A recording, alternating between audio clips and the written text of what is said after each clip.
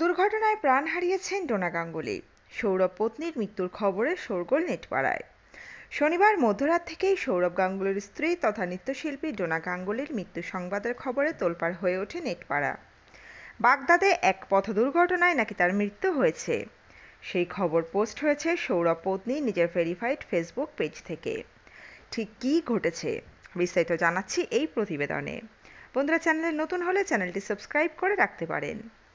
শনিবার মধ্যরাত থেকেই সৌরভ গাঙ্গুলীর স্ত্রী তথা নৃত্যশিল্পী ডোনা গাঙ্গুলীর মৃত্যু সংবাদের খবরে তোলপাড় হয়ে ওঠে নেটপাড়া। বাগদাদে এক পথ দুর্ঘটনায় নাকি তার মৃত্যু হয়েছে, সেই খবর পোস্ট হয়েছে সৌরভ পত্নীর ভেরিফাইড ফেসবুক পেজ থেকে। আর তারপর থেকেই সকলে ডোনা গঙ্গোপাধ্যায়কে নিয়ে উদ্বিগ্ন। তার ফেসবুক থেকে শনিবার রাত 12টার পর এই পোস্ট করা হয়, আর তারপর থেকেই চাঞ্চল্য দেখা যায়। তবে পুরো ঘটনাটাই ভুয়ো। সুস্থ আছেন ডোনা গাঙ্গুলী। এক সংবাদ মাধ্যমকে তিনি জানিয়েছেন যে তার কাছেও তার মৃত্যুর সংবাদ গিয়েছে। ডোনা জানিয়েছেন যে তিনি সবাইকে জানিয়েছেন কেউ যেন এই প্রোফাইল থেকে বন্ধুত্বের ডাকে সাড়া না দেন। রবিবার সাইবার ক্রাইমে অভিযোগ দায়ের করবেন ডোনা, সেখান থেকেই পদক্ষেপ করা হবে।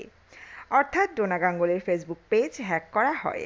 কে বা কারা এটা করেছে তা জানতেই সাইবার ক্রাইমের দ্বারস্থ হন ডোনা। ডোনার ফেসবুক পেজে ঢু মারলেই দেখা যাচ্ছিল কোথাও লেখা পবিত্র আত্মার শান্তি কামনা করি ডোনা, তো কোনোটাই আবার শান্তিতে ঘুমোও বোন ডোনা। একটি পোস্টে লেখা কোনো এক দুর্ঘটনায় প্রাণ হারিয়েছেন তিনি। তবে এইসব লেখাগুলোই হিন্দি বা ইংরেজিতে নয়, বরং অন্য এক ভাষায় লেখা হয়েছিল। এমনকি পরিচিত বেশ কয়েকজন পর্নোগ্রাফি পাঠানো হয়েছে বলেও জানা গিয়েছে। পশ্চিমবঙ্গ সরকারের সাইবার বিভাগের এডিজি ও আইজিপি শ্রী হরিকিশোর কুসুমাকারের সঙ্গে যোগাযোগ করেন সৌরভ গাঙ্গুলীর আত্মসহায়ক তানিয়া ভট্টাচার্য। প্রসঙ্গত, কয়েকদিন আগেই হ্যাকড হয়েছিল ডোনার অ্যাকাউন্ট। কিছুদিন আগেই ডোনা তার করা মন্তব্যে বিতর্কের শিকার হন।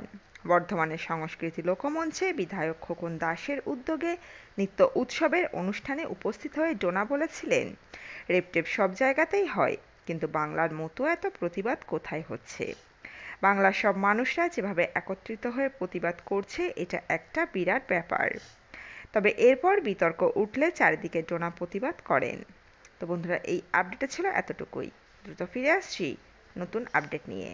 অজানা গল্প চ্যানেলের সঙ্গে থাকার জন্য সকল দর্শক বন্ধুকে অসংখ্য ধন্যবাদ। দেখতে থাকুন, চোখ রাখুন অজানা গল্প চ্যানেলে।